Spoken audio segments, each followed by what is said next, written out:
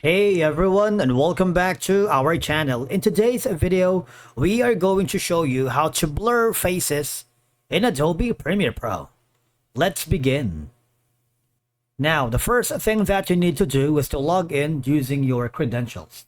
If this is your first time in Premiere Pro, I want you to click the sign up option. From here, just follow the on-screen instructions and you're good to go.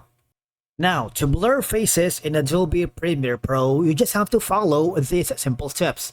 Once you open the Adobe Premiere Pro, import the video clips you want to edit. Right? In my case, I'm going to be focusing in this specific clips. The first one has, I want to blur the face of these elements. One is a video and one is a photo. All right. So for you to be able to do that, I want you to open the effects. If you can't find the effects, go to the window section and look for the effects, which has the shortcut of Shift plus 7. You will be forwarded here. And from the effects section, type in blur. Okay. But the blur that we're looking for is going to be Gaussian, which is one of the best blur here in Adobe Premiere Pro. I want you to click this and drag it to the video, which is going to be this one. Right? If you do that, you would notice you have now the option to the Gaussian blur settings. You have three sections here. You can create an ellipse mask, create 4-point polygon mask, and of course the free draw tool here. We're going to explore all of these. Now, for this video, since it's static, it's not moving at all, we're gonna be using this 4-point polygon mask. If you do, you see it has the corner dragging tool where you can reposition that to cover the face. So I just wanted to cover the face, not the entire thing here. Right, you see, probably around, just around here. Right? Now, after that, you go to the blurriness, probably like increase it a little bit. You see that? The reason do not increase too much is because when we render, it takes a little while depending on your GPU. Okay, so if you click that, you would notice that the face has been blurred out. If you're happy with this, we might want to increase the blurriness right here. Increase it all the way here. Right, so if you play that through, we have blurred the face here right here. Now let's do that to the photo right here. What I'm going to do is use this task, the free draw, right? So I'm gonna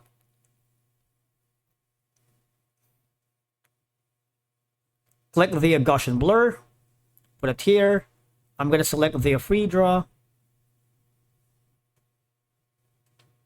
and I'm gonna select the face.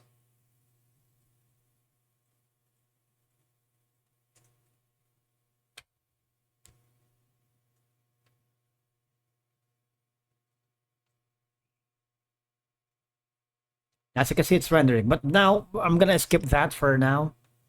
Because I want to blur this. Alright, and click the all of them. Now I have managed to blur both faces. Alright. Now we're going to blur a moving face. So it's kind of like hard and difficult. So this case, this is moving. It's not static. So it's going to be challenging. What we're going to use is the create ellipse mask, and it's the same technique here, right? So I'm going to the face, focus on the face right here, and I'm going to use the ellipse here.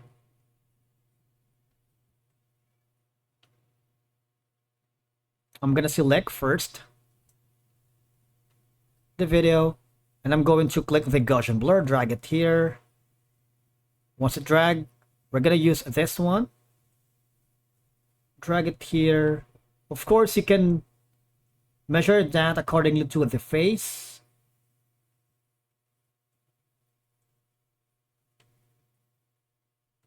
It's around here. It takes a little while, really. Now, once you're happy with that, probably here, I want you to click the settings, the gear icon settings, the tracking method. It's very important, all right? So you can choose from position, position and rotation, and position, scale, and rotation, which is going to be the best option here. Of course, you also have an option to preview.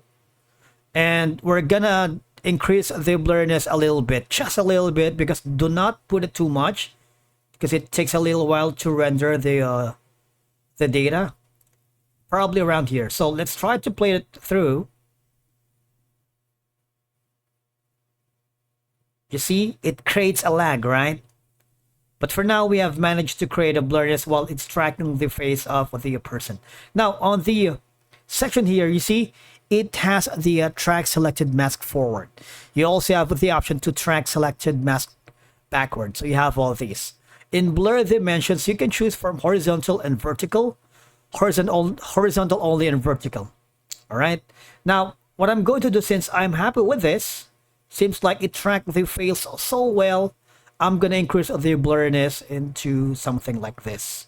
All right. So here, I'm going to play it through with all of them selected. All right. Let's play that right here. Now, most of the time, blurring their faces is being done because if your video includes people who do not give consent to have their face shown. Blurring their faces ensures their privacy and complies with legal or ethical standards. If someone in the video is a minor or is involved in the sensitive situations, blurring their face helps protect their identity and keeps the focus on the broader message of the video. Blurring face is often necessary to comply with legal requirements, particularly when filming in public spaces or for content like documentaries. If individuals haven't signed release forms, you may need to blur their face to avoid legal repercussions, like this one, right? It's kind of like this. Now, as you can see, we have managed to create a blurring effect of the faces here without any problem. Once you're happy with that, go to the sequence and click the render to in and out to kind of like smoothen the whole process. You see it's rendering the frames because it's kind of laggy as of the moment. And once this is done, I want you to go to the file and export it to different file formats from MP4 to AVI, you name it, all right? By blurring faces, not only you achieve a new method and technique, you also protect your privacy, comply with legal requirements, focus attention, and achieve your creative goals. Thank you so much for watching. We will see you again in the next video.